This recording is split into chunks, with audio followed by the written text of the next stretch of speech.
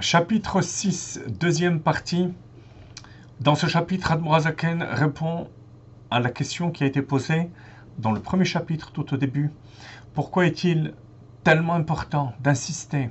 Veyadata hayom, tu sauras en ce jour. Va'ashevotai levavecha. Et même une fois que tu le sauras, ça ne suffira pas. Parce qu'il va falloir le ramener vers ton cœur, te persuader qu'il y a Hashem ou Elohim, que Hashem est le seul Dieu, En Od, et il n'y a rien d'autre. Pour qu'est-ce que c'est important? On sait de manière évidente qu'Hachem est le seul Dieu. La réponse, c'est que ce qui n'est pas évident, c'est En Od. Non pas que Hachem est le seul Dieu, mais que En Od, c'est qu'il n'y a rien d'autre que Dieu. À savoir que le monde matériel tel qu'il nous apparaît, c'est un mensonge. Il n'existe pas de cette manière. Il est complètement annulé dans Dieu. Ah, et pourtant, je vois un monde qui existe, qui est une entité tangible. On nous répond Hashem ou Elohim. Cette force, cette capacité de voiler la présence de Dieu fait partie de Dieu.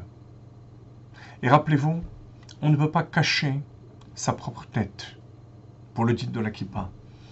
On ne peut pas cacher, dissimuler son propre être. Donc, lorsque Dieu est Metzamtzem, contracte sa présence, ce n'est pas une véritable contraction. Et donc, il est le même avant la création du monde et le même après la création du monde. Ensuite, il y a une autre erreur qui pourrait survenir. C'est de comprendre cette réalité, à savoir que le monde est annulé en Dieu, mais malgré tout, que le monde est secondaire par rapport à Dieu. En hébreu, il s'appelle Od, encore, comme quelque chose de secondaire. Comme le corps par rapport à l'âme. L'essentiel, c'est l'âme qui anime le corps. Malgré tout, le corps existe, même une fois que l'âme se retire du corps. Et c'est là qu'Admor HaZaken dit, page 304, dans l'édition bilingue,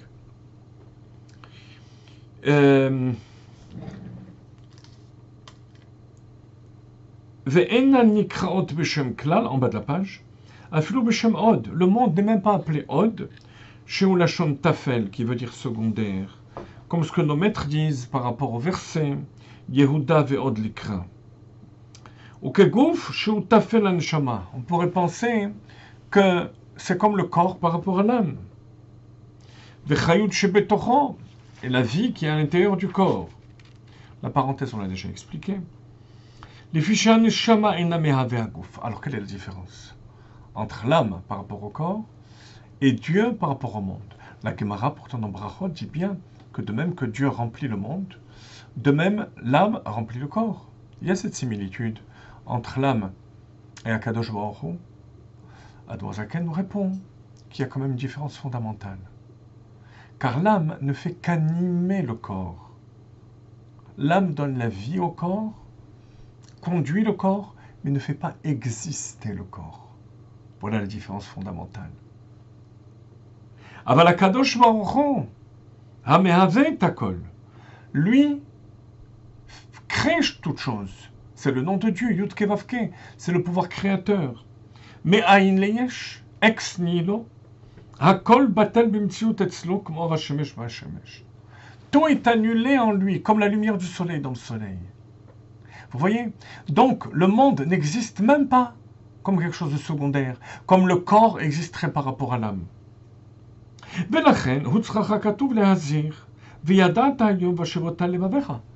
Et comme c'est quelque chose qu'on n'a pas en nous, parce que nous, au maximum, ce qu'on connaît, c'est l'âme qui anime le corps, c'est pour ça que le verset insiste, ramène vers ton cœur, persuade-toi, שלא תעלה על דעתך שהשמיים וכל צבאם והארץ ומלואה הם דבר נפרד בפני עצמו. והקדוש ברוך הוא ממלא כל העולם. Ne va pas croire que l'univers existe comme une entité séparée et que Dieu ne fait qu'animer cette entité. כהתלבשות הנשמה בגוף. Comme l'âme qui anime le corps. ומשפיע כוח הצומח בארץ. Et qui permet aux herbes de pousser, et la force de bouger, de se mouvoir au niveau des astres. Et qu'il les conduit selon sa volonté. On pourrait penser que de même que l'âme anime le corps, de même Dieu anime l'univers. Erreur. Il y a quelque chose de supplémentaire chez Akadosh Baruch Hu, qui en plus du fait qu'il anime l'univers, fait exister l'univers à chaque seconde. Donc, l'univers n'a aucune existence par rapport à Dieu. Il est néant à chaque instant.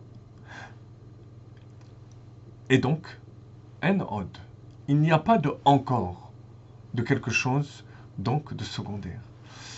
Ce qui est, chers amis, énorme, parce qu'un juif qui est capable de réaliser que le brin d'herbe, que la personne qui est en face de lui, que nous-mêmes sommes animés entièrement par Akadosh Baruch Hu, et que Dieu conduit notre existence, c'est déjà quelque chose d'énorme.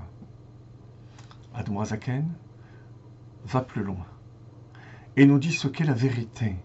Le Emet, c'est que ça va plus loin. C'est que non seulement que Dieu anime et conduit notre existence, mais bien plus, on est complètement haïn, néant, par rapport à Kadosh Baruch Hu, et toute notre existence est englobée dans celle de Dieu. Ve'yadat hayom en od. Et réaliser ça, c'est le travail de toute une vie.